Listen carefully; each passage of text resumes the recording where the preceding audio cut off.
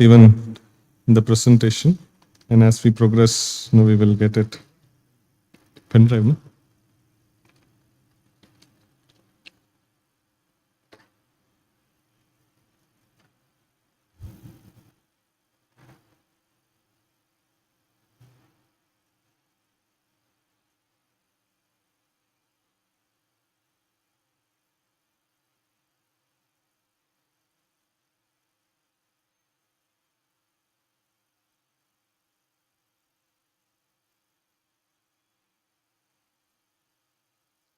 Lost PIR बोला.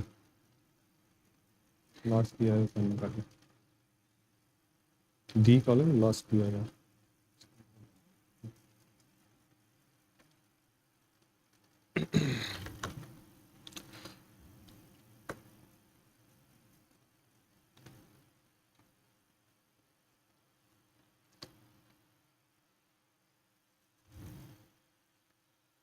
So today we are going to have a small seminar on pure sadhana bhakti. So this is a very interesting, and whenever I show this to, or whenever I speak about this to devotees, devotees find it to be like quite revealing, and it is very, very helpful for our practical execution of devotional service. So this is part of this section. Now all of you know this very famous Sloka from Chaitanya Charitamrita about the Bhakti Lata Bij, Brahmanda Brahmite Kona Bhahyavan Jeev. Puji, you cannot chant here. So, like you can, yes, you can start. So, the Bhakti Lata Bij, Vala Sloka, you might have heard this very famous Sloka.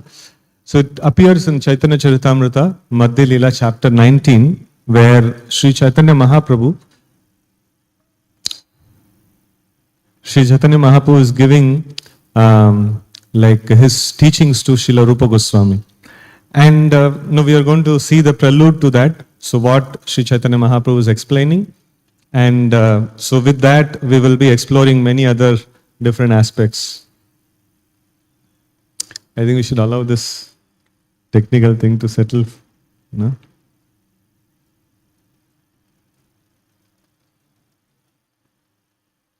I think cable itself is a problem, looks like. Huh? TV is a problem.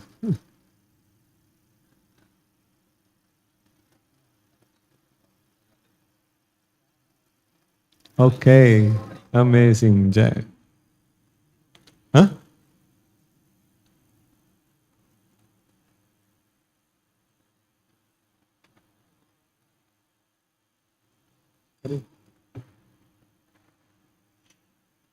This one, I think we can go with this itself, though. Huh? It may not be.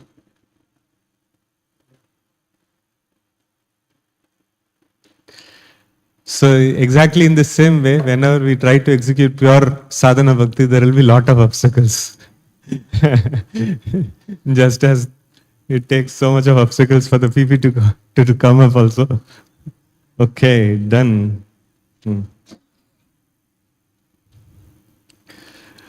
So sometimes it is difficult to find whether laptop is the problem or wire is the problem or TV is the problem.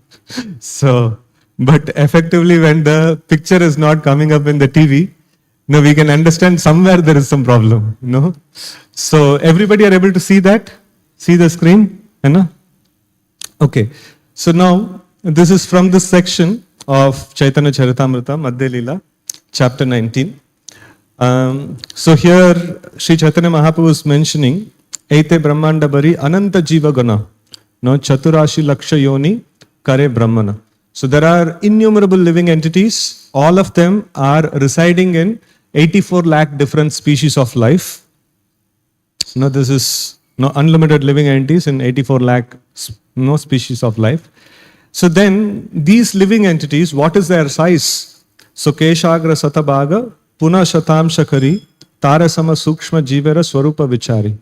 And this is, it is, the size of the living entity is considered to be like 1/10,000 the part of the tip of the hair. So this is another reference from the scriptures is also mentioned. Keshagra satabhagasya satamsha shadrishatmaka jiva shukshma swarupoyam sankhyayato chitkanaha. Then amongst these living entities who are residing in 84 lakh species of life, so there is further classification that is made. Taramadya stavara jangama dui beda. No. Hare Krishna, Krishna Krishna, Hare Hare, Hare Rama, Rama Rama, Hare Hare, Hare Krishna, Krishna Krishna. So there are two divisions that are there. So that is Stavara and Jangama. So Stavara means that is like non-moving, and Jangama means that which is moving. And Jangame Triyak Jalastalachara Vibeda. So there is, in the moving living entities, there is different kinds of divisions that are there. So Triyak means basically animals. So and then Stalachara and Jalachara. So like those which resides in the water, those which resides in the earth. No, these are all different divisions, no, that are there. So in the unlimited living entities, so there are 84 lakh species, and that is divided into moving and non-moving.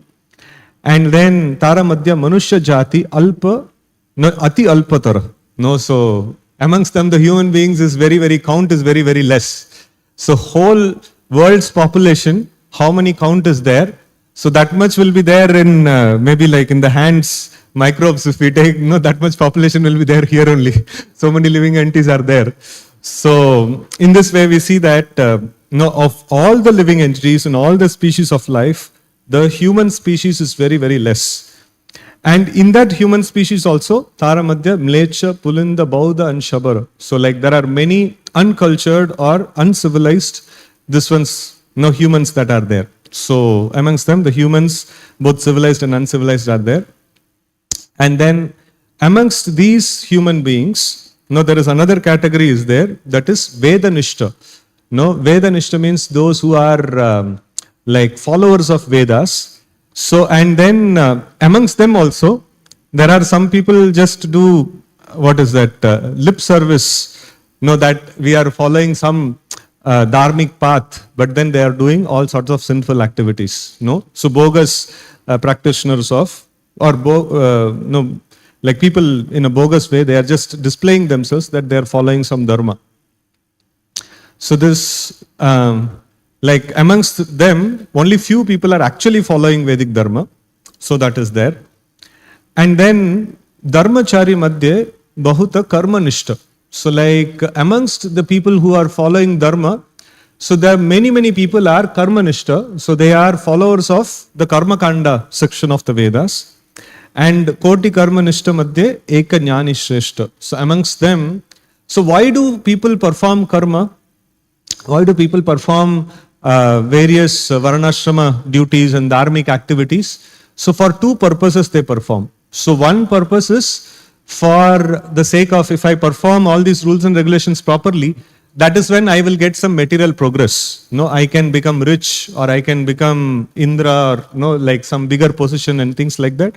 And other class of people, they also perform this kind of rules and regulations nicely for the purification of heart and making spiritual advancement. So two different reasons for which people may perform the dharmic activities.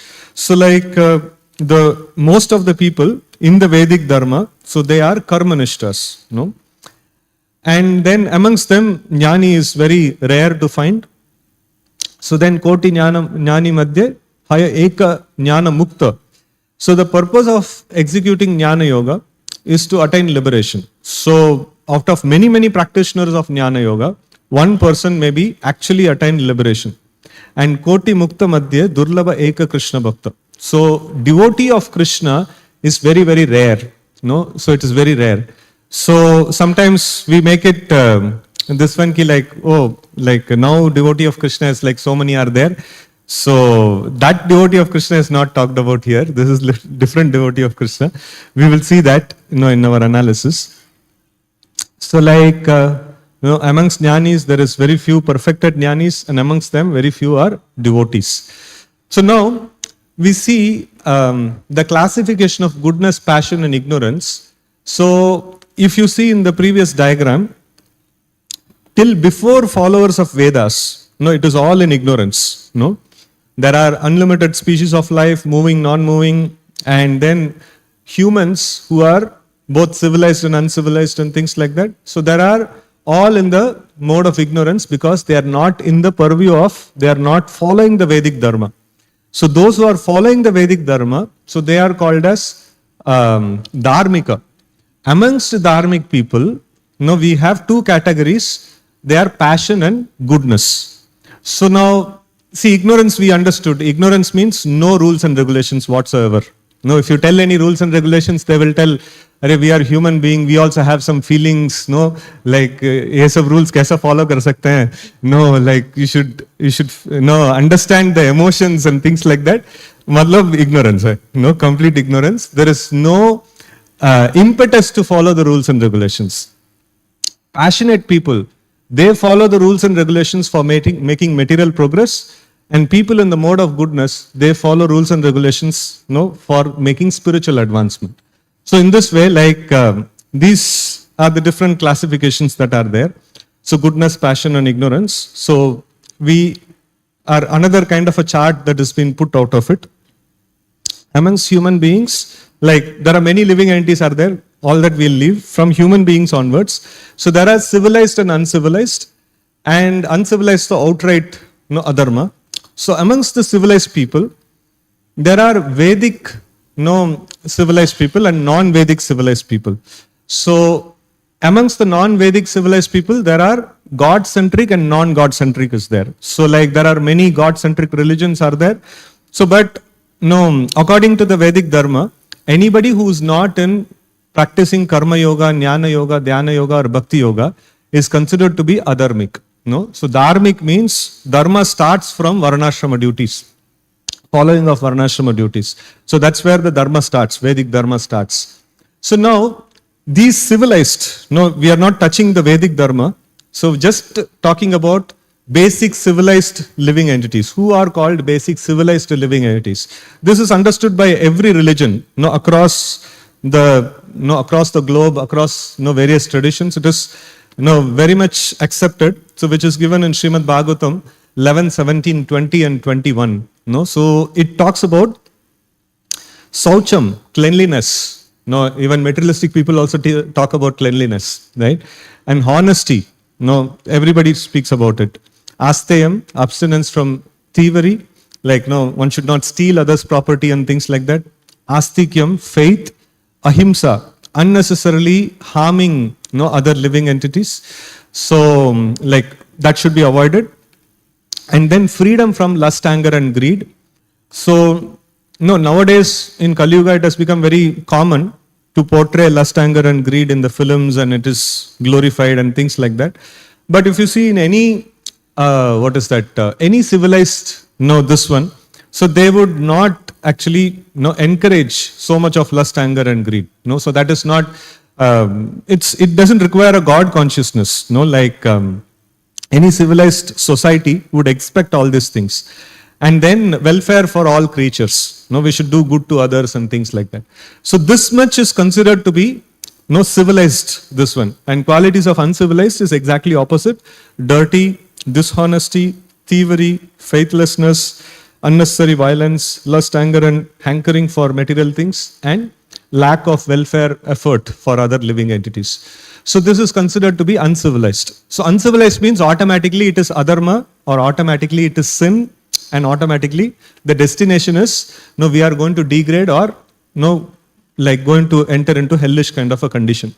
So this is this one, like somebody may say like I am chanting, I am doing everything, like thoda sa room ganda hai, like what is a big deal? No, like it is adharma.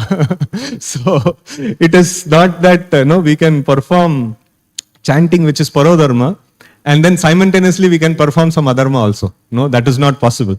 So esham tu antagatam papam jananam punya karmanam. So like one has to completely give up sin. So the sin means sometimes like sin means like hitting others, murdering, or big sins are taken into account. So actually speaking, the biggest sin No, like one of the biggest sin which Mother Earth actually tells about in, I think in the 12th canto of Bhagavatam. It's very, very difficult for me to like bear the weight of this sin. What is that sin? Lies. No, untruthful. No, not being truthful is considered to be very big sin actually. So, like as devotees, no, we are trying to practice pure devotional service, but we should also understand that pure devotional service cannot exist, no, on the platform of simultaneously along with adharma or sin. It is not possible. Right? So now amongst the Vedic dharma, there are karmi, jnani, bhakta, and amongst the devotees, there is karma yogi. No, then after that, like that is called minimized bhakti. Karma yogi means minimized bhakti. And then there is maximized bhakti and exclusive bhakti. No, so these are different. This ones are there. So somebody performs karma yoga, he makes slow spiritual progress, and somebody performs maximized devotional service, he makes rapid progress, and somebody performs exclusive devotional service, he makes super rapid progress. No, maybe like his perfection is attained in few days. No, or maybe like Prabhupada tells, no, like how much time it takes to go back to Godhead, or how much time 1 minute. That is this exclusive devotion. No, so but if the devotion is mixed with other things, then it will go slow. No, it will go slow. So now we try to understand what is this words karma, jnana, and bhakti. No, so what is the meaning of this word karma? So karma means as a process. No, we are studying the process. So as a process, karma means it is prescribed duties. No, Prabhupada often uses this term, prescribed duties. Prescribed duties means duties in varana and ashrama. So for men it means the duties of varana and ashrama. For women it means the duties of the women, which is called stri dharma. So one who follows this is called executor of karma. And what is called as jnana? Jnana means, it is described in many, many places in Bhagavad Gita and Srimad Bhagavatam. So here we are seeing one quotation from Bhagavad Gita, and later we will see one quotation from Srimad Bhagavatam as well. So this is the process of knowledge that Krishna explains in 13th chapter, Sloka 8 to 12. So where he says, Amanitvam, Adambitvam, Ahimsak, Shantirarjavam, Acharya Pasanam, Saucham, Stairyam, Atma Vinigraha. So like that, he mentions like different qualities, 18 different items of knowledge.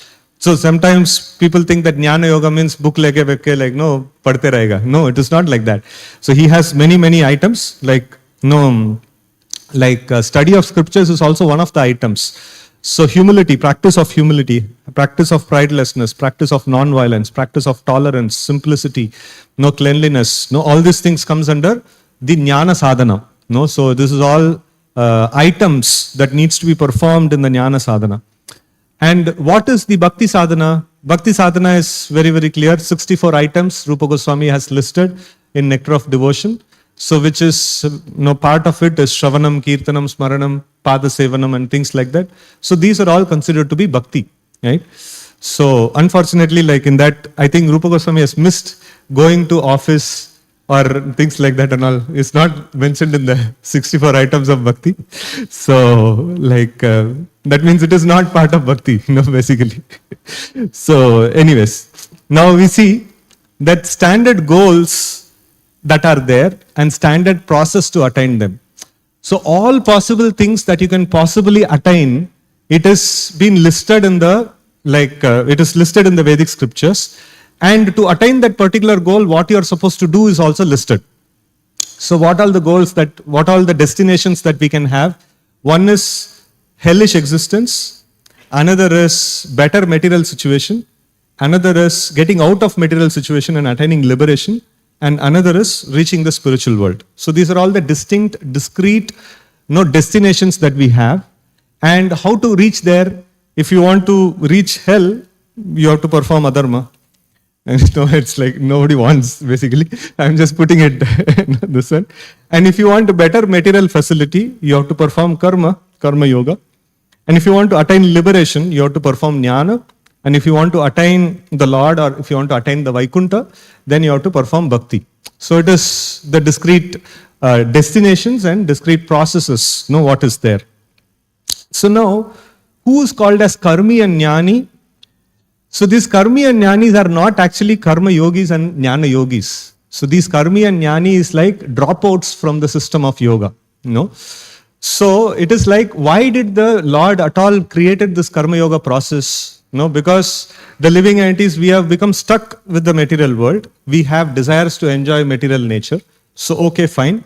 And at the same time, if I want to make spiritual progress, so then the Lord says, okay, fine, I will give you a process, karma yoga, where you can attain your material success also. Simultaneously, along with that, you will also make spiritual progress. For that, it has been given. So it is like the parents sometimes give like medicine to the child with honey. And the child is interested only in the honey, and parent is interested only in the medicine. And sometimes the child make a trick saying that, no, I will avoid medicine, only take honey, So that kind of people are called karmis, The Lord given process of karma yoga, which is having two purposes. The honey is, okay, you will get the material satisfaction, material enjoyment. And then the medicine is, you will also get purification of heart. So that portion is carefully avoided. And then, like one's goal is only to enjoy material sense gratification. He is called karmi. And then, here it's wrongly written. So one who follows the jnana yoga process and his goal is only liberation. Such a person is called jnani. Here by mistake I wrote sense gratification itself. So a person follows jnana yoga process and his goal is only liberation. Not attaining the Supreme Lord. So then he is called a jnani. He is not a yogi. Yogi means his ultimate destination should be Vaikuntha. Such a person is called yogi. So anybody whose ultimate destination is not Vaikuntha, he cannot be called as yogi. Here dropouts. They are school mein like graduation hona chahiye. So but fifth dropout, eighth dropout, like plus 2 dropout and things like that. So in this way, like, this is dropouts. These people are, like I know the process which Krishna has given. And in this process, I know how to exploit this process and how to get better material sense gratification. So then he is called karmi. And another person is exploiting it just for getting liberation. I am a part and parcel of the Lord. I am meant to render service to the Lord. But mujhe service nahi karna hai. No, I want to go to Brahma Jyoti and I want to just simply float there. That is jnani. So like, then if one follows karma yoga process without attachment to the results and desire to purify one's heart and makes advancement towards Krishna, such a person is called Krishna consciousness. From there the Krishna consciousness starts and he is called as a devotee. So there is a small chart that is there. If somebody performs karma sadhana, so karma is lesser than jnana, jnana is lesser than yoga, yoga is lesser than bhakti. But in the first 6 chapters of Bhagavad Gita, you might have seen Krishna again and again telling that karma yoga is equal to bhakti yoga, is equal to buddhi yoga, and it is better than like jnani and yogi. Why is that Krishna telling like that? Are karma yoga, why you are equating karma yoga to bhakti yoga? Sometimes people ask this question, why is Prabhupada equating karma yoga to bhakti yoga? So that needs to be nicely understood. Somebody performs karma sadhana with the desire of material progress alone, he is called karmi. Somebody performs jnana sadhana with the desire of liberation alone is called jnani. And somebody performs yoga sadhana with the desire of siddhis alone, he is called yogi. But if a person performs karma sadhana and you ask him you are performing karma sadhana, that means you have desire for material advancement, right? He tells, no, I don't have desire for material advancement. So, but why are you doing karma sadhana? So if you don't have desire for material advancement, why are you doing karma sadhana? So then, what is your desire? I want to attain the lotus feet of the Lord. I want to reach Vaikuntha. If you want to reach Vaikuntha, then you are supposed to do bhakti. So why are you doing karma sadhana? So then he says, see, for doing bhakti, my heart should be very, very pure. I should not have any desire for adharma. I should not have any desire for any material sense gratification. I should not have desire for liberation. That is when I'll be able to do bhakti. I have desire that, I want to reach Vaikuntha, but I am still attached to some material things. That is why I am doing karma sadhana. But actually, I don't want any material advancement. I just want to purify this attachment that I have to material things, and then I want to attain the lotus feet of the Lord. This is exactly Krishna also mentions to Arjuna. Arjuna tells, I want to make spiritual progress. And for that, I need to take sannyas and I need to execute Tivra Bhakti and things like that. And Krishna tells, Arey, you are crying for mummy, papa and things like that. No, what you can take sannyas and all, like it is not possible. You do your prescribed duty properly, you have to fight. You as a Kshatriya, you have to fight. And by doing so, your heart will become purified. And Arjuna is confused. Arey, like, ito maar, peet, kun, nikal raha, like, no, how will my heart become purified? It's violence. It's pure violence is going to happen in the battle. Krishna is telling, this is your prescribed duty. Because if you do your prescribed duty, you will not be touched by the contamination. Rather, you will become purified.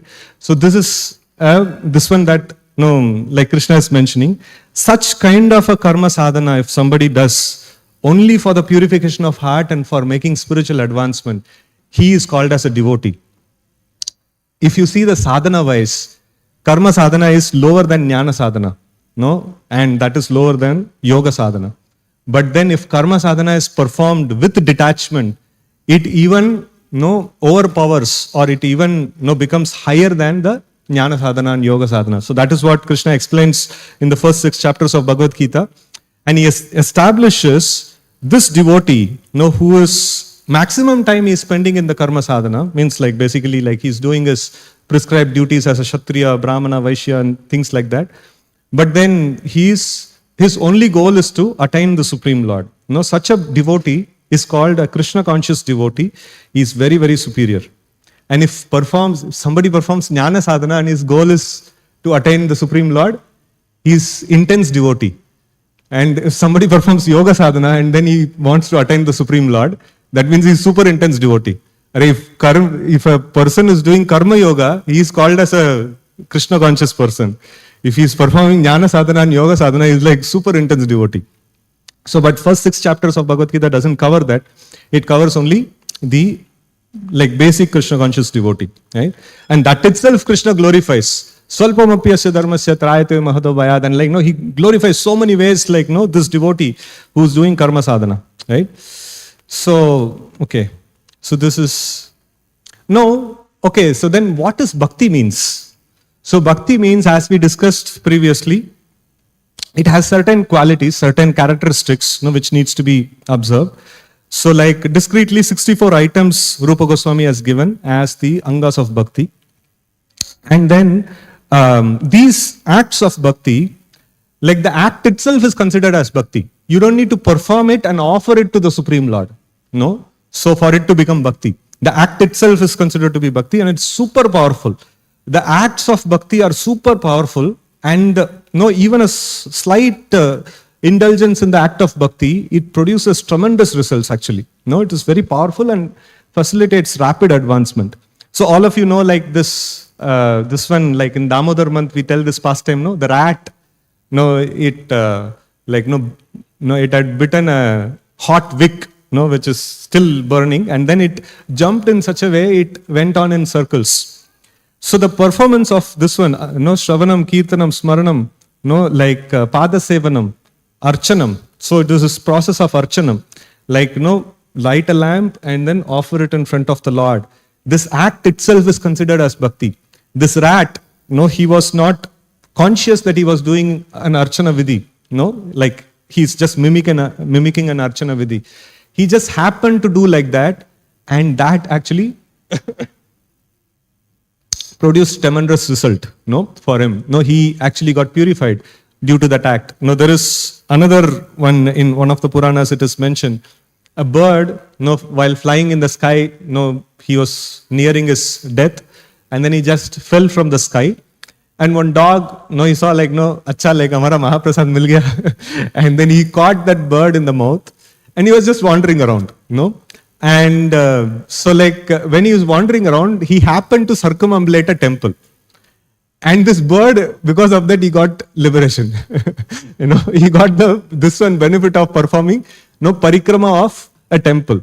So the acts of bhakti are whether you know it or not know it. If you happen to perform it, it actually produces result. Garuda, taking a snake and going, on the way, like, is passing by Ganga. and the snake happened to touch the Ganges water, and immediately he got, this one 400 form. So then Garuda actually took him back to Vaikunta. So these all pastimes we hear, these are all the glories of the Angas of Bhakti. The Angas of Bhakti are super powerful like that. So now, like amongst these Angas of Bhakti, this is three nice shlokas are there from Chaitanya Charitamrita. It is very nice to sing also these things. So this is Bhajanera Madhya Shreshta Navavida Bhakti. Now Bhajana means what? Like when we tell the word Bhajana, that means acts of devotion. Bhakti, acts of Bhakti. So Bhajan means there are 64 different ways we can do Bhajan.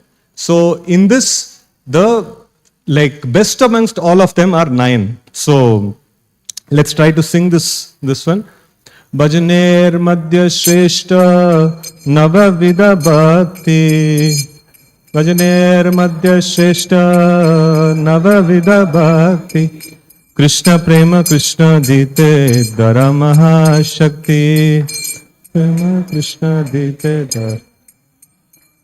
Bhajaner Madhya Shreshta Navavida Bhakti. Bhajaner Madhya Shreshta Navavida Bhakti.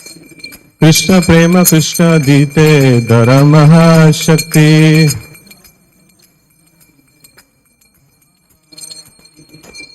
So they are super powerful. All the Angas of Bhakti are very, very wonderful. Amongst them, these 9 are considered to be very, very powerful. And what is the capacity? So the capacity is that they can avoid Krishna Prema, and they have the potency to deliver Krishna and ecstatic love for Krishna. So this is the Mahashakti, these Angas of Bhakti they actually possess. And then amongst these 9, this is one is considered to be very, very important. So this is Tara Madhya Sarva Shreshta Nama Sankirtan. Tara Madhya Sarva Shreshta Tara Madhya Sarva Shreshta Nama Sankirtan. Niraparad Nama Loy Paye Premadan. Niraparade Nama Loy Paye Premadan.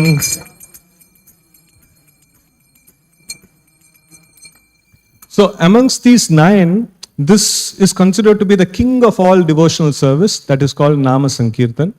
So that is why the Yuga Dharma is also Nama Sankirtan. It's the most powerful amongst the limbs of Bhakti. So if only one condition for Bhakti to act is Niraparada Namalai. So that means without committing offenses. So one should perform the Angas of Bhakti. He will make rapid progress. So Srila Bhaktivinoda Thakur and also Srila Prabhupada, in this Sikshashtakam prayers, so when the explanation is there in the Chaitanya Charitamrita Antalila, so the last chapter, when this description actually comes. So the second stanza of Sikshashtakam is nicely explained that, we have, it explains about the glory of the holy name. It explains about the power of the holy name. There is no rules and regulations, in performing these Angas of Bhakti. So, but then only one thing, that actually has the capacity or that actually weakens, the execution of Bhakti is the offenses, Durdaiva Mihajani Nanuraga. So it is very, very powerful. Krishna is Sarva Akarshani. He is the most beautiful person. But somehow or other, I am not being able to, get attracted to the Supreme Lord. So Prahlad Maharaj also says that when the teachers ask Prahlad, so your father is telling so much, you forget Krishna. And we are also telling you, so you should obey the orders of your superiors. So why are you so adamant that you are not forgetting Krishna? What's the answer of Prahlad? Anybody knows? Prahlad tells a very nice thing in terms of attraction only.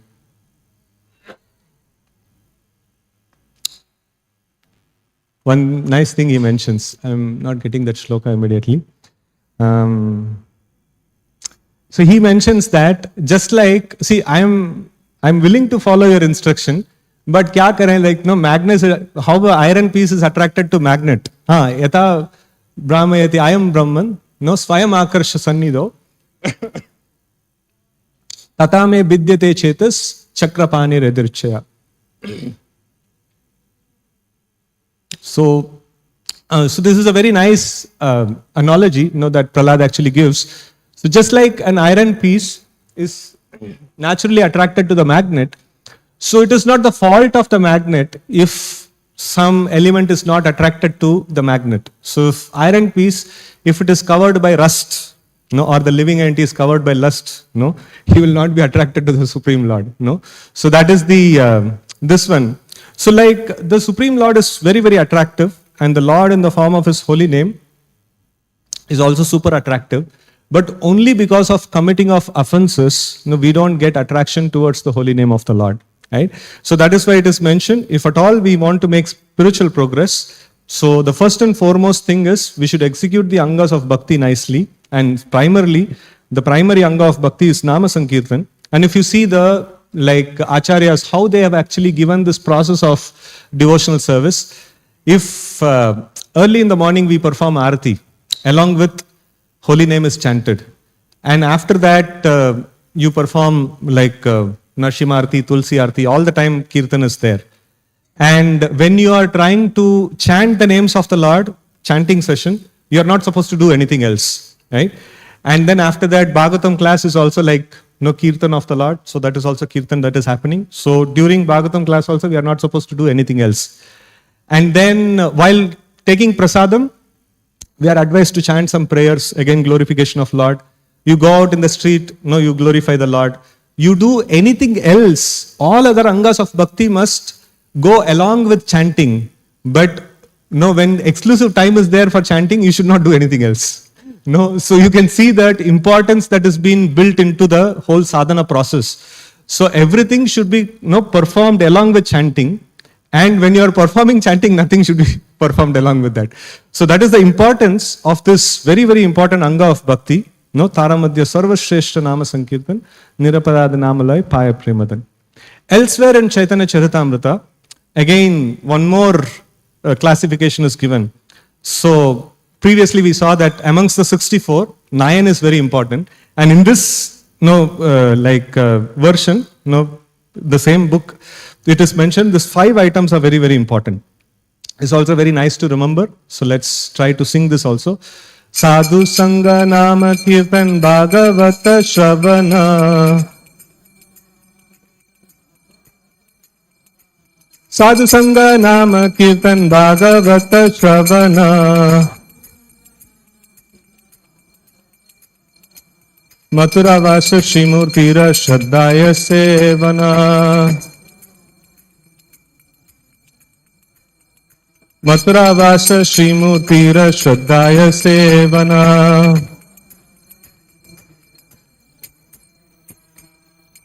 So this is considered to be another very, very powerful this one. Sakala Sadhana Shreshta Ei Pancha Anga. Amongst all the 64 angas, these 5 are considered to be very, very special. And Krishna Prema Janmaya Ei Panchara Alpa Sangha. Even if somebody has very, very meager association with these 5 limbs, they will get Krishna Prem very soon.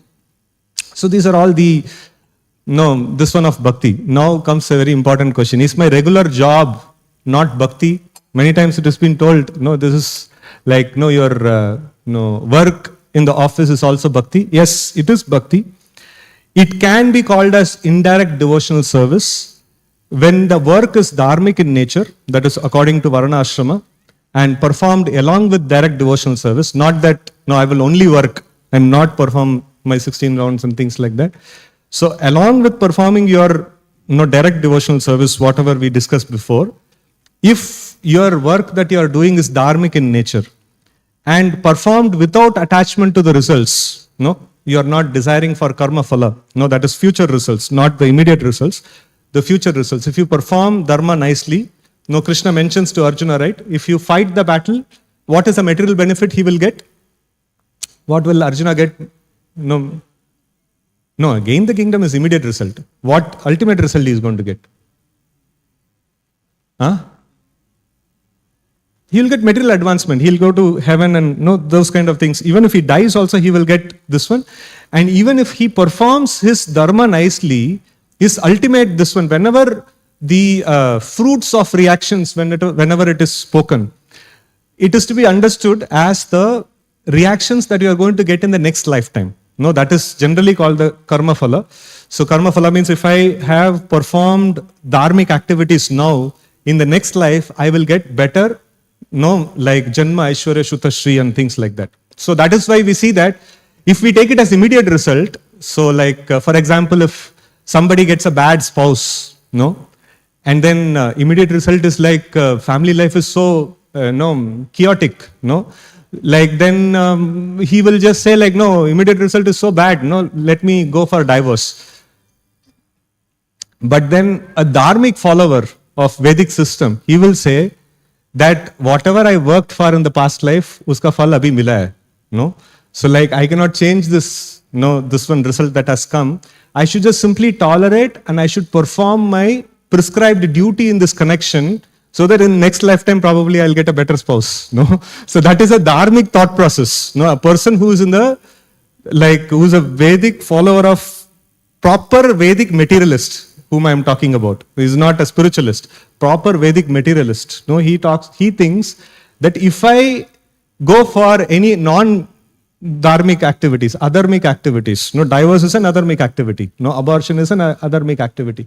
If somebody performs such activity, his destination is adogati. No, he is going to regress in his jnana vairagya. He is going to proceed towards hellish existence and things like that.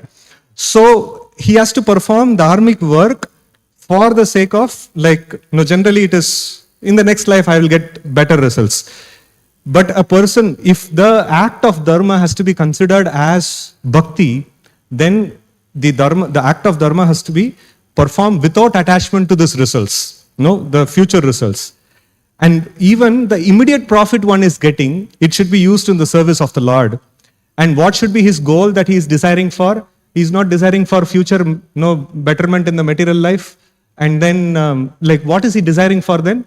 He is desiring purification of heart. He is desiring to go back to the spiritual world. Such a kind of an execution of work can be called as indirect devotional service, which will offer gradual progress, or which will offer very slow progress in Krishna consciousness. Rapid progress is some things that we discussed before. Nama Sankirtan, Sadhu Sangha, Bhagavata Shravan, Mathuravas and things like that. So those things are considered to be intense bhakti, or bhakti, actual bhakti. This is called as, in technical terms, if you see, it is called as Sangha Siddha Bhakti. That means it is associated with bhakti and it is not against bhakti. So this can also be taken into the realm of bhakti. It can also be taken into the realm of bhakti. It is not bhakti itself, because it is having some sangha with bhakti and it is not against the principles of bhakti. This can be accepted as bhakti. No? So like that. So this is the position of our regular job. And regular job means basically, always whenever I present this, people ask that, we are not following Varnashrama, we are not following Kshatriya Dharma, Vaishya Dharma, and things like that and all. So if you see carefully, Srila Prabhupada started Iskcon by saying that Varnashrama is not needed, only bhakti. And he put his disciples, you have to analyze, when Prabhupada was making these statements in late 60s, so what his disciples were doing? His disciples were getting up early in the morning, performing Mangalarti, chanting, Bhagavatam class, Guru Puja, Bhagavatam class, all these things. Then going out in the streets, 12 hours straight Sankirtan, and coming back and performing evening program, so Gaur Arti, attending a Bhagavad Gita class, Krishna book reading, sleeping. That's all. Full day Sankirtan, only Sankirtan, that's it. You don't need Varnashram. Prabhupada told that. And when he saw that his disciples are not able to follow full time only Sankirtan, immediately Prabhupada started speaking about Varnashram. No? Because people ask, Prabhuji, you are telling truthfulness is basic dharma, otherwise it is, if you don't follow that, it is adharma. So people are exploiting. How will I always speak truth? That is where Prabhupada told, we have to have Varnashrama farm communities where we can live amongst devotees and we can possibly practice the dharma which is actually mentioned. Otherwise, where is the question of practicing all these things? There is no question of practicing these things. So now, we have not set up the Varnashram system so much yet. So it is a stopgap solution that we are doing something in the cities and things like that. So it's a stopgap solution. We should think and we should study Srila Prabhupada's literatures and see that what we can do in such a way that at least our children or grandchildren can perform Varnashrama, properly. Like one devotee was telling, Prabhuji, anyway, we are to going to hell. So at least our children, let them be like, let them have some chance to go back to Godhead. So, So for like in Whitefield, like we strongly recommend our congregation that you save or you do whatever it is, as soon as possible, make a plan to quit your corporate job and perform, like Angas of Bhakti, in a very serious way, and then make progress. Like, we strongly recommend, devotees to, like, don't keep on, like, I'll save for my children, my save for my grandchildren and things like that. Unka karma mein kitna likha hai, utna hi aayega. Aap jitna bhi kamao. There is it is not going to change much in there, this one. We should just see that as much as it is necessary for keeping the body and soul together and to properly execute bhakti, if Krishna has provided, make a full stop and immediately start executing the angas of bhakti. And for the next generation, we should try to do something towards this Varnashrama so that they can follow all these things, truthfulness, honesty, cleanliness, all these things, like they can properly follow in the Varnashrama society. Right? So it's a nice section from Journey of Self-Discovery. I just, it's in this subject. So Srila Prabhupada says, the culmination of all kinds of yoga practice lies in Bhakti Yoga. All other yogas are but means to come to the point of Bhakti Yoga. Yoga actually means Bhakti Yoga. Yoga means Bhakti Yoga. Before I told, right? If the word yoga has to be given to something, karma yoga means he is following karma sadhana, but then he is having desire to attain the Vaikuntha. He is having desire to go back to Godhead. That is when this word yoga can be put. Yoga means as good as devotee. Yoga means Krishna consciousness. Yoga means devotee. So in this way, like yoga actually means Bhakti Yoga. All other yogas are progressions towards this destination. From the beginning of Karma Yoga to the end of Bhakti Yoga is a long way to self-realization. Karma Yoga executed without fruitive desires is the beginning of this path. So that is why, like, we tell devotees not to do demigod worship. So why demigod worship? Is it adharmic? Is it adharmic, demigod worship? Then why are we telling devotees not to perform demigod worship? Because it comes under the category of kamya karma. It comes under the category of like desiring material benefits. You are doing a dharmic activity for desiring material benefits. Kamestesya hritajnana prapadyante anya devata. Who goes to the demigod worship? So those who have desire for material sense gratification. Only they perform this one. Those who want liberation from the material existence. So like the one is better material situation. Next is liberation. If somebody wants liberation, so he will go to a liberated person. Already somebody who's there within the modes of material nature, he is caught up in the modes of material nature. Why will he go to a person who's already caught up in the modes of material nature? So that means he wants something that person possesses. That person is, demigods are still within the clutches of material nature and they possess some material facilities. So only for the reason of material facilities, somebody will go to the demigods. If somebody is telling, no, for liberation I'm going to the demigods, it's like, completely, unintelligent. And the demigod also, if somebody is having real aim for liberation, so then the demigods themselves will say, no, like we are very pleased with your devotion, but we are helpless. We cannot offer what you are asking for. We ourselves are not having that. Better you should go to worship Vishnu. So they themselves will guide because they are all sincere devotees. They are also sincere devotees, and they will properly guide their people. So we have many instances where the devatas themselves have guided their devotees that you want to attain liberation or you want to attain Vaikuntha. So we cannot help. You should go and worship Vishnu. Mukti Pradata, Mukunda. You should go and worship Mukunda. He will award you liberation. So in this way, like they guide. So that is why, giving up fruitive desires, giving up like goal of having material, material advancement. We may have immediate material attachments, that we agree and we take it as an account. Yeah, I am a contaminated sadhaka. I want to become purified. But having an active, cherished goal, that no, I want to become like this in material situation. That is considered to be a showstopper, no, in the progress of Krishna consciousness. Fruitive activities or karma includes sinful activities also. Karma yoga, however, does not include sinful activities, but only good, pious activities or prescribed activities. This is karma yoga. So then when karma yoga increases in knowledge and renunciation, the stage is called jnana yoga. And when jnana yoga increases in meditation on the super soul by various physical processes, and when the mind is on him, one has reached the stage of ashtanga yoga. And when one surpasses the ashtanga yoga and comes to the point of serving the Supreme Personality of Godhead Krishna, one has reached the Bhakti yoga, the culmination. Right? So this is how this one is. Like in adharma, the journey of self-discovery has not started. So in the karma yoga, little bit he has started. In jnana yoga, he progresses a little bit. Bhakti, he progresses a little bit. So technically, all this karma, jnana, bhakti is called as bhakti alone. No? So this is not considered to be a karmi and jnani and things like that. So those are in the zero. No, karmi, jnani means they have not started their progress in self-realization. So such people are called karmi, jnani. And karma yogi and jnana yogi and bhakti yogis are progressive travelers in the path of bhakti. Right? And we have the Uttama Bhakti definition. This all of us have often heard about Anya Bilashita Shunyam, Jnana Karma Adi Anavritam, Anukulyena Krishna Anushilanam Bhakti Uttama. So Anya Bilashita Shunyam, that means adharma.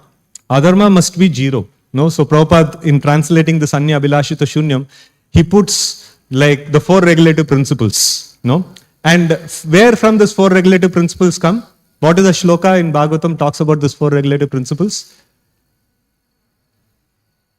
In Parikshit Maharaj section it comes, right? What is the shloka?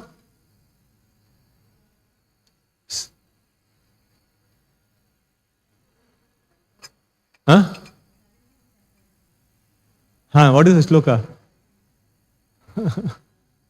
Yatra adharma chaturvidam. He mentions, no? What are the 4 things? Suna, Striya. Okay. We will go back and dresser that. So, yatra adharma chaturvidam. 4 kinds of adharma that is there. No meat eating, illicit sex, intoxication and gambling. So, that has to be zero. Adharma. So, like a bigger version of that, this dharmic activities only, like we have as the process of knowledge. They are all considered to be dharmic activities. Cleanliness, truthfulness, austerity, mercy and things like that. So they have to be practiced, and then adharma must be zero. And then jnana and karma is allowed to perform. You can have a family life. You can follow Brahmana, Kshatriya, Vaishya, Shudra, like your Varana and Ashrama duties. That is all allowed.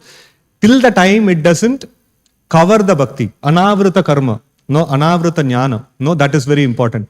So like, Bhaktivinoda Thakur also, he explains in one of the bhajans, he tells that,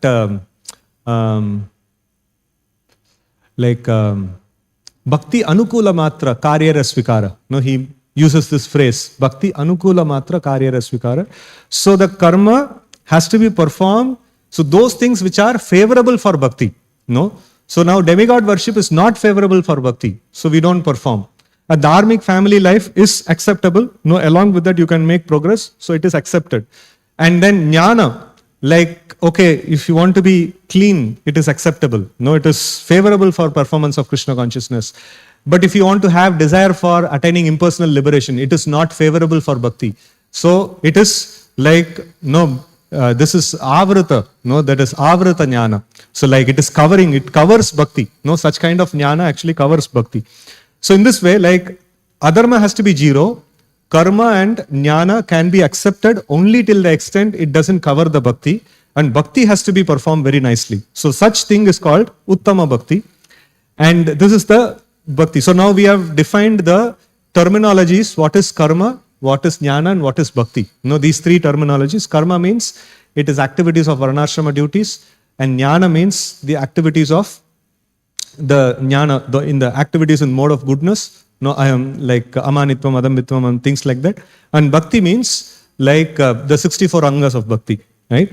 So now, like before we come into understanding of how we actually perform this karma, jnana and bhakti. So there is one important consideration. The sadhana or yoga, either ways we can use. So this means 24/7 activity. So sadhana means not 2 hours sadhana, 3 hours sadhana. So that is not called as sadhana. Sadhana means 24/7 activity. So it is not something that we do for few hours. And who can be called as a sadhaka? So he is having complete faith in his sadhana that I am performing this sadhana, this will maintain me and this will protect me. I don't need to do anything else. Krishna Bhakti Kaile Sarva Karma Krita Hai. So that kind of this one. He has complete faith. I am following my Varnashrama duties. I am following the Angas of Bhakti. That is sufficient. I don't need to put maska to anybody. I don't need to do anything else to anybody. No, my maintenance and protection will be taken care with this alone. No, so like that. So, here we come to, we have little less time, so I'll just skip this purport. And then it is basically in the section of 7th canto, like Narad Muni and Yudhishthir is having a discussion. And there, this Yudhishthir Maharaj is asking about the religious principles and things like that. And Narad Muni is telling 30 duties of human beings, basic human beings. All human beings are supposed to follow this 30 duties. So, and Srila Prabhupada is mentioning that every human being is expected to acquire these 30 qualities or basically 30 duties such as truthfulness, mercy, austerity. The process of following the principle of religion is known as Sanatan Dharma or eternal religion. And if you carefully analyze, so these 30 duties have 21 of Jnana Sadhana. Truthfulness, mercy, austerity, bathing twice a day, tolerance, discrimination between right and wrong, control of mind, control of senses. These are all Jnana Sadhana.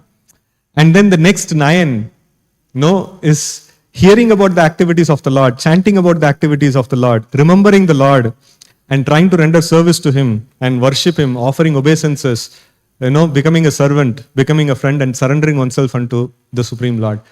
What does it look like?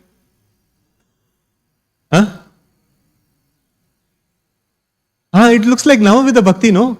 It is bhakti, but Narad Muni is telling that every common human being is supposed to have these 30, supposed to perform these 30 things. So then, we were thinking that anybody who performs this, they are devotees. And Narad Muni is telling now everybody has to perform this. Devotees, non-devotees, everybody has to perform this. No? So now we see that in order that human being be distinct from animals, the great saint Narada recommends every human being be educated in terms of above mentioned 30 qualifications. So nowadays so much of propaganda about mundane things are there. Srila Prabhupada is explaining that. So we just do simply mundane work and be happy. So, and then Prabhupada is asking, for example, if the total population is untruthful, how can the state be happy? Therefore, without consideration of one's belonging to a sectarian religion, whether Hindu, Muslim, Christian, Buddhist, or any sect, everyone should be taught to become truthful. Similarly, everyone should be taught to become merciful. Everyone should observe fasting on certain days of the month, and everyone should bathe twice a day, cleanse his teeth, and clean teeth and body externally, and cleanse his mind internally by remembering the holy name of the Lord. The Lord is one, whether one is Hindu, Muslim, Christian. Therefore, one should chant the holy name of the Lord regardless of different linguistic pronunciations. Also, everyone should be taught to be careful not to discharge semen unnecessarily. This is very important for all human beings. If semen is discharged unnecessarily, if semen is not discharged unnecessarily, one becomes extremely strong in memory, determination, activity, and the vitality of one's bodily energy. Everyone should also be taught to be simple in thought and feeling, and simply unsatisfied in body and mind. These are the general qualifications of the human beings. There is no question of secular state or an ecclesiastical state. Unless one is educated in the above mentioned 30 qualities, there cannot be any peace. Means you cannot call yourself a devotee. Ecclesiastical state means we are Hinduistic country. And what we do, we tell lie whenever possible, and we keep ourselves unclean, and then we do all those things and things like that. And what are you doing? Oh, I am a devotee. No, I am chanting 16 rounds. No, this is not possible. Prabhupada is telling first and foremost, the foundation is this dharmic principle must be there. On top of it, if you do devotion, it is considered to be devotion. Right? So, and for a peaceful existence, these 30 qualities must be, practiced in the human civilization. And one important conclusion comes is, amongst the common duties, we see 21 angas of Jnana sadhana and 9 angas of Bhakti sadhana. Thus, we can safely conclude all who are chanting 16 rounds are not devotees, because it is basic human beings is supposed to do that. Devotees means you have to do something more also. Not just 16 rounds, you have to do something more. So we will see that now. Every human being must perform hearing, chanting, remembering, etc. So we see that, I call it as KJB package. This is Karma Jnana Bhakti package. So Karma Jnana and Bhakti is always done as a package. It is not that a Karma Yogi means he's only doing Karma. It is not possible. So Karma can be performed along with Jnana and Bhakti. Jnana can be performed with Bhakti. But Bhakti alone can be performed individually. Bhakti is not dependent on other processes. But all other processes depend on Bhakti. Right? So this is, Karma cannot produce its results. Even a Vedic materialist, a hardcore Vedic materialist, his interest is only to make material progress. He also must chant. He also must glorify the Lord. He also must to please the Lord. Many times devotees say, what is the sign of devotional service? He is trying to please the Supreme Lord. That means he is a devotee. No. Even a Vedic materialist, he pleases the Supreme Lord. Why? Because he knows Krishna is the boss. I want material sense gratification. He is the boss of all material sense gratification. If I please him, he will award me material sense gratification. He has perfect understanding. Kaun boss hai, kisko kidhar maska lagayenge, humko kya milega. He is having perfect understanding of this. And he also acts to please the Lord alone. A Vedic materialist also acts to please the Lord alone. And he also performs bhakti. He also performs shravanam, kirtanam, smaranam and things like that. Karma doesn't produce its results without performing bhakti. Jnana doesn't produce its results without performing bhakti. Bhakti alone can be performed exclusively. This is a very famous shloka. Bhagavad bhakti hinasya jati shastra japa tapa apranasya dehasya mandanam loka ranjanam. Without bhakti, if somebody tries to perform study scriptures or perform austerity, tapasya and things like that, basically if somebody tries to perform karma and jnana, that performance of karma and jnana is like apranasya dehasya. It doesn't have life. The life-giving factor is bhakti. Bhakti alone can be performed. He is a devotee. And with that, if you add karma or jnana, you are called karma yogi or jnana yogi. So it has some life in it, right? So, but if you remove bhakti, then it doesn't have any life. It becomes asuric, It becomes completely asuric, demoniac. So now, what we are subscribing to, so this is this one. So somebody can do only bhakti throughout the day. So that also there is gradations are there. So ekanga bhakti we saw. What is ekanga bhakti? Only chanting. Throughout the day, simply chanting. How will I get my food? I have to cook also. भगवान का इच्छा है तो मिल जाएगा, नहीं तो मर जाएंगे, कुछ प्रॉब्लम नहीं. So जब करते रहो, जब मृत्यु आ गया मर गया. That is called ekanga bhakti. So, and then if he cannot do that, he can perform panchanga bhakti. Panchanga bhakti means not for 1 hour I am doing little bit Bhagavatam class, little bit sadhu sangha and things like that. 24/7. Package is 24/7, not 1 hour, 2 hour, 24/7. So, if we cannot perform that, then I can perform Navavida Bhakti. 9 varieties are there. उसमें अर्चन भी आ गया. अर्चन आ गया तो भगवान का बोझ चढ़ाएंगे, कुछ प्रसाद भी मिल जाएगा. ठीक है, तो ये थोड़ा अच्छा है. So Navavida Bhakti थोड़ा अच्छा है. So, but then I cannot just simply do this. I need to have a family. I need to have other activities also. So then comes the next thing. So you can perform nishkama karma, and then along with that little bit of jnana, and along with that bhakti. And if the bhakti is 50% of the time you are doing, then such a bhakti is called pure devotional service. This is called nirashira nyaya. In a glass, if you take water, 90% water and 10% milk if you put, what will you call that as? it's like whitish water, something like that.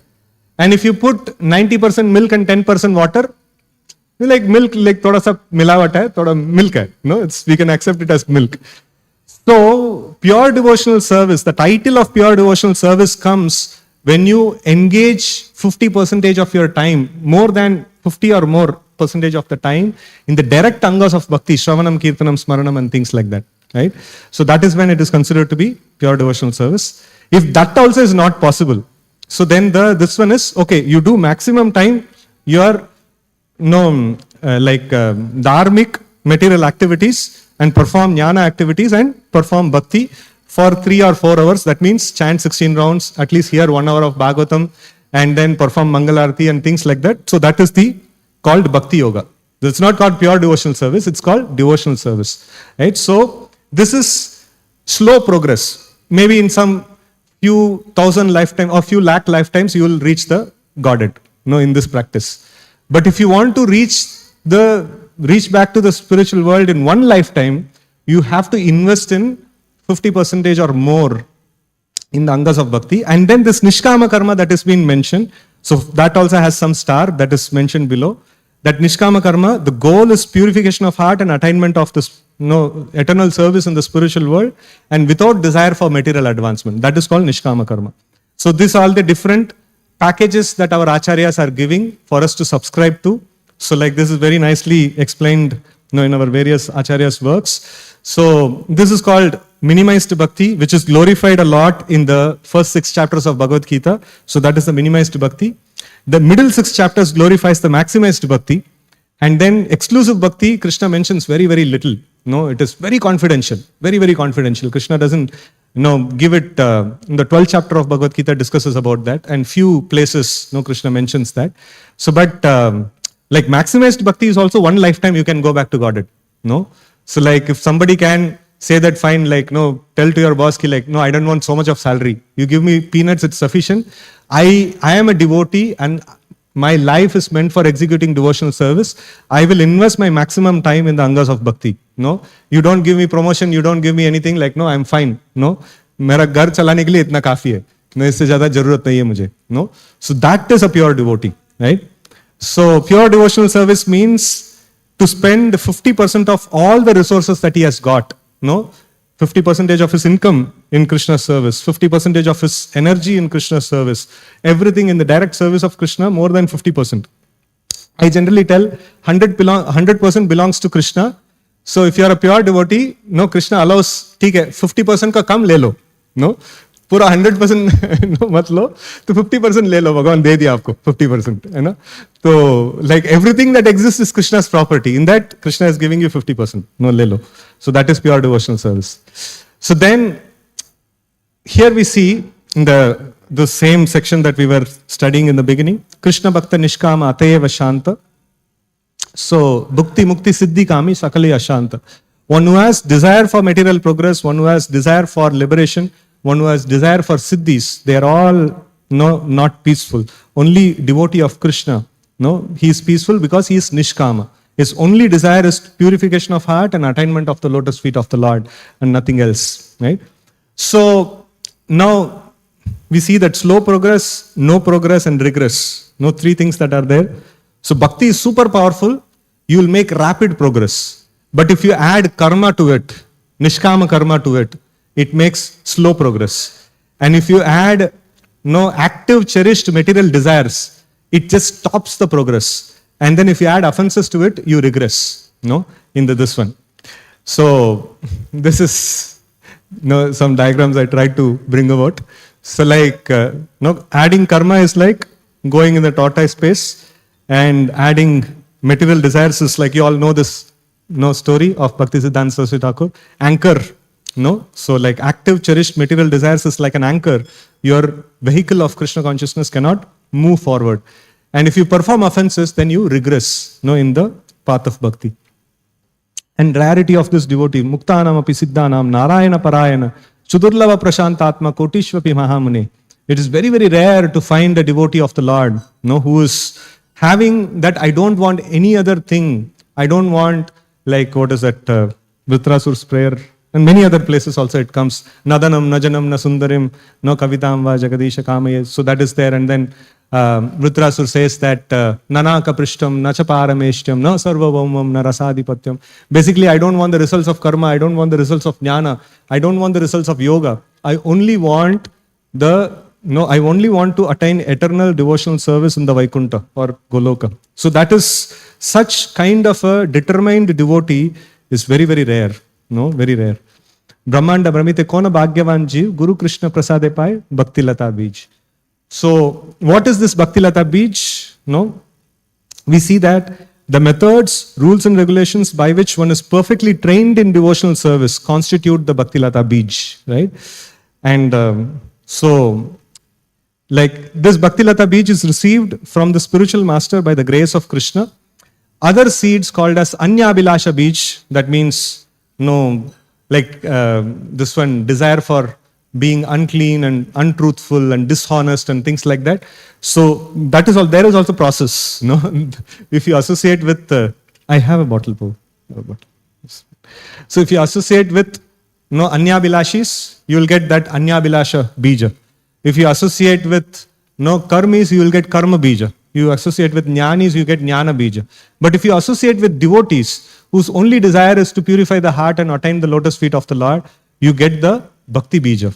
That Bhakti Bija is nothing but, each line is one of the Bijas. We should take one of these Bijas, from the spiritual master. It is not that tomorrow onwards, okay, ye jo beech mein hai, acha lag raha hai, kal se main karunga. No, it has to be blessed upon us by the spiritual master. So this is what a spiritual master gives as a Bija, and he trains the disciple how to perform Bhakti. If you cannot perform Bhakti throughout the day, how to perform Nishkama Karma and how to perform this Jnana. This is what is the training that a spiritual master gives. And Srila Prabhupada profusely gives this training in his books. Very, very nicely he gives these trainings. And all our spiritual masters are also like trying to preach to us regarding this one. Right? So this is very, very important. And just to conclude, that Esham Tvantagatam Papam, so we know that if we commit any adharma in this one, if we are not doing bhakti properly or if we are not doing nishkama karma properly, and then we allow or we accommodate adharma to come inside, so then we cannot make any tangible spiritual progress. It will be like this car, driver is sitting inside, means he has got into the car, that means he is practicing bhakti. But only thing is he has not released the brake and he has not put the gear. Accelerator daba rahe. Bhakti, he is performing bhakti, he is putting the accelerator. So he has not released the brake and he has not put the gear. So gaadi, आवाज करेगा और धुआं निकलेगा. But progress nahi hoga. So that is a problem. So that is why we should see that we should not see bhakti as few hours activity. We should see it as a 24 hours package. We should somehow or other throughout 24 hours, we should not allow adharma to come inside. You, whatever proportions, as your spiritual master and may decide fit for you. So we should accept that particular package, and within that package, we should not allow adharma to come inside. So then we will make steady progress, slow or fast. That's up to you. Which process that we actually taken. So based on that, we can make progress. Hare Krishna. With this, I pause today's discussion. So any questions, comments, we can take. So already 10 o'clock. Sorry, a little initial technical glitch was there. So question answer time usme chala gaya lag raha hai. Yes. Can we take some question answers? So, Yes. Yes, Paul.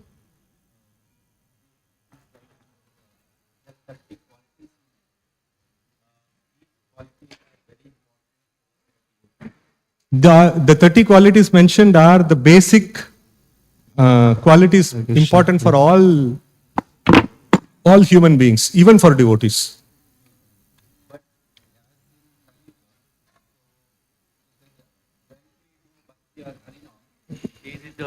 We develop during the process of chanting. Oh yeah, Yashasti Bhaktir Bhagavati Akinchana Sarvair Gunes Tatra Samasate Sura. When we perform bhakti, we will develop all these things. Yes, 24/7 bhakti. Yes. 24. It's very difficult 24 bar. So if it is not possible, then we have to like offer one of the packages we should take. Yes, I think this is the status of everyone of us. Like Then we see, don't have that much. if we don't allow adharma for some time, then adharma will not touch you for a long time. So whatever you want, you have to practice as a sadhana. So you see, like, avoidance of lust, anger, and greed is also one of the aspects of the 30 qualities. If I actively, spend time in the social media and then, seeing some shorts, reels, and things like that. So I am giving input of lust, anger, and greed, and then I am also chanting 16 rounds. So kidhar jaake like advancement hoga? How will I get rid of this lust, anger, and greed? It's not possible. Because I am just like, I am watering karma bija also. I am watering like, adharma bija also. Anyabhilasha bija also. And I am watering bhakti bija also. So devotee has the advantage to develop these qualities fast when we don't allow adharma during process of. See, devotee means who is a devotee? Who is chanting Hare Krishna. Chanting Hare Krishna and performing rest of the day also fully dharmic. He is a devotee. Yes, in Chaitanya Charitamrita, Chaitanya Mahaprabhu said, we consider the devotee as who has chanted even once and. So that consideration is there. Yeah. He is what kind of a devotee? That is also very important to understand. Yeah. That is the minimum most bracket I put. So that kind of a devotee is. So see, we cannot take the statements of the scriptures, one statement alone, from this one. Yes. So that is Kanishta, Madhyama and Uttama. So Kanishta, Madhyama and Uttama, like our acharyas have analyzed sufficiently and they have brought this conclusion. Yes, Prabhu. So like devotee means who's going to develop all these good qualities means he's not allowing any bad qualities to come inside the system.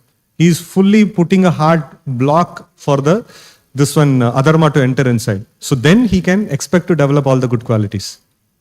Otherwise, you can check with the devotees, like those who are chanting 16 rounds and they are relaxed in certain aspects in exposure to, maybe in exposure to social media they are relaxed, or exposure to their friends they are relaxed, exposure to the family members they are relaxed, and things like that. You honestly ask them, has the lust, anger, and greed in your heart has reduced? Has the, Sloka, that, what is that, Yashasti Bhaktir, Bhagavati Akinchana, can you stand as a testimony for that sloka? You ask them. Yes. So they will tell. Yes, See, of course. Yes. Either bhakti is powerful and it has the capacity to uproot all these things, or it is just simply extra glorification of bhakti is mentioned in the scriptures. Bhakti karke aisa nahi hoga. These are the two things. Or otherwise, we should understand we are not doing bhakti properly. Yes, Prabhu. Yes, Prabhu. Yeah, sorry. Because, it's a wonderful explanation. It's, but is it a discouragement for the devotee? Is an encouragement for devotee not to commit adharma, not to spend time on the social media, not to spend time on the reels, not to spend time on the asat sangha. It's an encouragement to the devotees. You have committed so much. Why don't you come? You will get transcendental gift. No? Yes, because we are with so much, if you see all the qualities, it's very difficult to stay without lying. So there it is not difficult. It is not difficult. See, Acharya will not give a system and Krishna will not give a system which is difficult. It's quite practical. We just need to make a determination and make a sangha to follow that. So that is why we need association. That is why we need this sangha. So now, if I want, if somebody says I want the glamour of this material world also, and I want all these qualities also, then there is a problem. That is where Prabhupada has recommended that we shift towards the varnashrama, right? So, and before we shift to the varnashrama, so we should try to, as much as possible, live amongst the community and then practice this kind of this one. And we reduce our external exposure as minimum as possible. So, okay, it is told that anyway it's a stopgap solution. So I can slog in the office for long hours, it's not a problem. And then I can be in the association of materialistic people And then I can do the 6 loving exchanges with the materialistic people also, and things like that. And I'm also a devotee. So that means either, no, one thing that we can do is, so we should be merciful to devotees, we should not discourage them. So you are not going to make any progress, but still, like, no, we should glorify and keep everybody nice, in good feelings. Or we can warn people saying that, Prabhuji, you are sincere devotee, you want to make progress. This thing is going to obstruct your progress. Please take care. Right? So that is what is actually very important. So we should, rather than we should see this as an impractical thing, we should accept it as practical and think how we can make it practical. So then we make progress actually. So otherwise, like, it should not become you scratch my back, I scratch your back, like, no, both of us are happy and so, and we will not go back to Godhead. Then problem it is. Thank you, Prabhu. Thank you so much. Hari Hari. Hare Krishna. Any other questions? Okay, devotees can share some points, which, yes. Can I ask one more? Yes, please. Sorry. Prabhuji, let's say, because all these intricacies of what you explained so wonderful, is karma, jnana, then bhakti. Bhakti itself is very powerful thing. It can remove everything. But let's say let's say maybe the material education is help us to understand these things, or someone say maybe doesn't have any material education.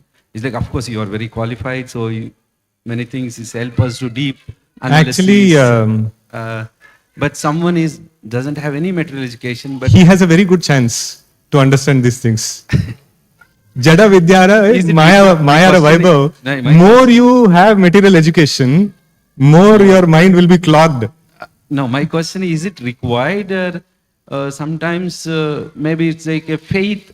Someone doesn't have material education, but it's like a blind faith, but they follow certain time. After that, see, generally what happens in the villages and all, if you see, they very well know, like, divorce is adharmic. They very well know, like, these kind of the untruths is adharmic and things like that. You don't need to put a PPT and show.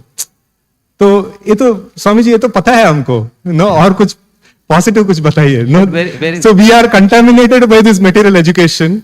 We are contaminated by the karma bija and Anyabhilasha bija so much that we need all these PPTs and all this technical explanation and things like that. But very less people we see towards coming taking. Because social media has reached there also, no? So it is corrupted there also. Even though they say that we don't want to get into all these things, we are happy with this, what the process they are going. See, if somebody is actually having Bhakti Sukruti, these things and all will be naturally known by him.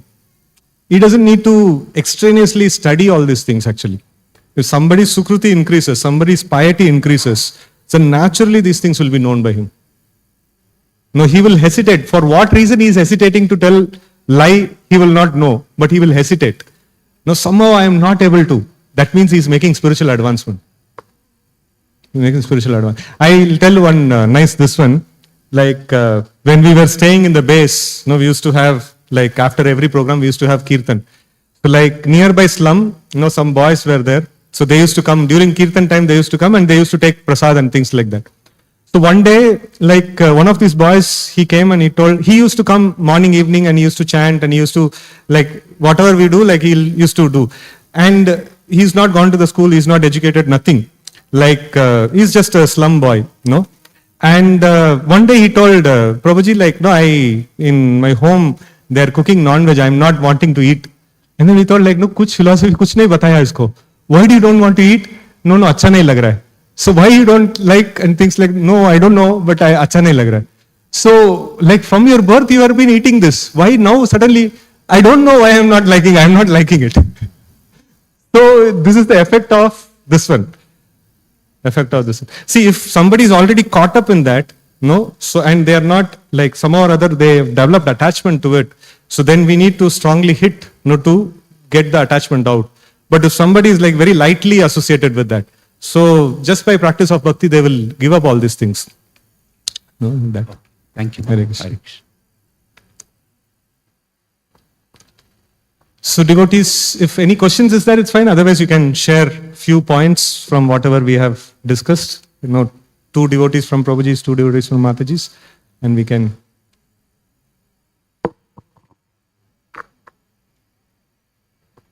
Hare Krishna Prabhuji, thank you so much for the wonderful class and amazing presentation. So few things is you gave a nice demarcation, the package part of what is Bhakti, what is our position in Nishkama Bhakti and Jnana Bhakti. We have to accept one of the packages, that is, at this point we have to accept that we are not doing pure Bhakti, nor are we giving more than 50% time. So that we fall on the last category wherein we are doing a little bit of indirect Bhakti, minimize progress. So the aspiration or hope, the prayer is, how do we increase our day wherein we go to more than 50% time we spend for Bhakti related activities. So that is one good point, Prabhu. And you nicely explained at the beginning how we move from different stages and how for a human being, which Prabhupada, you gave that particular purport wherein for a basic human being, the 30 qualities are important, which is 21 Jnana and 9 Bhakti related. The 9 Bhakti related we keep hearing now and then, but some of the other 21 so-called, I wouldn't say Jnana related, but which are essential for a human being, we somehow don't pay too much emphasis on that. And I honestly see that out of the 21 activities, each one would be following or not following at different levels of spectrum. It's a spectrum again. So as you said, some of them, for example, I personally feel that speaking a lie is little difficult. It doesn't come naturally. But then we see that many people do that. It comes sort of naturally. And you sort of mentioned that we shouldn't be doing that. It comes under the adharmic activity, all the 21. So as you mentioned, it is for us a motivational factor to take all of them and try to follow them, because that would impede our progress in devotional service. And it's mentioned that those are adharmic activities. So these two things, and you gave very nice analogies, Prabhu, the analogy of Srila Bhakti Siddhanta Saraswati, wherein the boat stuck with the anchor, absolute no progress. And we pray that we don't do the regress part at least, wherein we add the offenses in our devotional service. So these are few takeaways, Prabhu. Thank you so much. Hare Krishna. So when we start our devotional service, our sadhana chart is like 1 round, 4 rounds, 8 rounds. And as we become serious, our sadhana chart should be how much time I spent in adharma.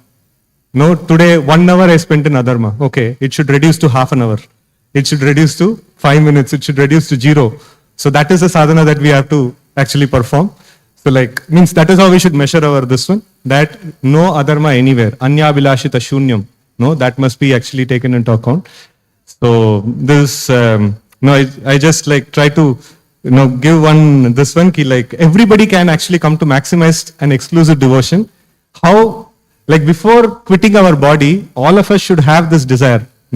I always tell to the devotees that even after we become old, our next generation has come in our family, and still we are actively engaged in the family affairs. So they will only tell, no, your time you did everything. No, it is my time. You just, simply in every language it is there. In Tamil language we call Rama, Krishna, Ukand, bhajana panitru. They will tell that, why are you coming and poking your nose everywhere? No, it is even it is known, every cultured family knows that your final lifetime is meant only for exclusive devotion and going back to Godhead. If we can just do our own, whatever our own forefathers have actually knew it very well, the very same thing if we can do, we are going back to Godhead in one lifetime. Even last 15 years, 10 years, 5 years at least, exclusive devotional service we should perform. That determination we should have. So till the end of our life, we should not be engaged in all this karma jnana bhakti package, right? So one from Mataji's side, and then we can close today's session.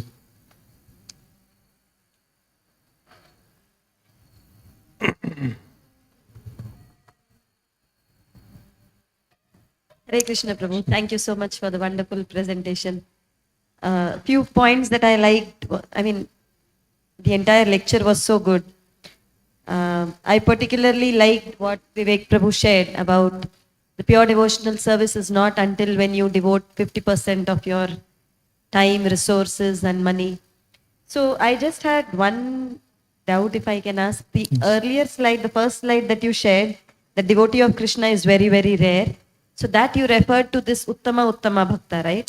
No. Which, this The one? first amongst so many human beings, and then liberation, and then No, became- Krishna Bhakta is like this. It can be like from all these categories. Karma Yogi is also quite rare. A proper Okay. Karma But Yogi we is also see so quite many rare. now. Iskcon is flourishing everywhere. Yes, So we yes. see so many devotees around. We don't see the rarity of. See, basically, I give this presentation to our leaders, saying that we are very happy with the numbers of devotees, but actually we should make this number meaningful. So we should make this number following all these 21 qualities, all the 9 qualities, and 24/7. So they are not allowing any adharma to come inside. Then we can say we have actually created a devotee. Yes. So that is what is very rare. Yes. Thank you. Thank you. Yes, Hare Krishna. Srila Prabhupada ki jai, Gaur Bhakta Vrinda ki jai. Krishna.